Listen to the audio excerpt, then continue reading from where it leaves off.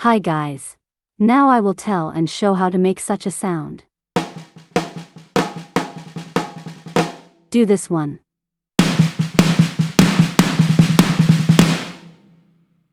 As a basis, I used a Superior Drummer 3 with a Metal Foundry library. You will see the routing on the screen. And most importantly, I used the pre-delay of the room microphone, because it was very late and created a feeling of doubling.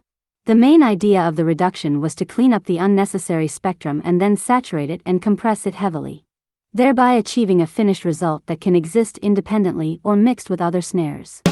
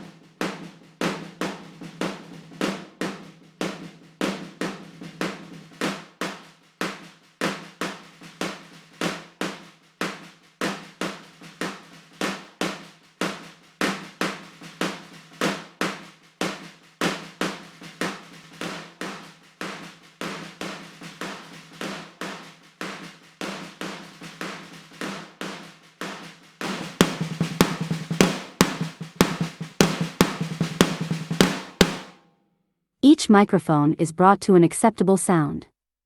On the general channel, all that remains is to glue everything together and add power and punchy sound.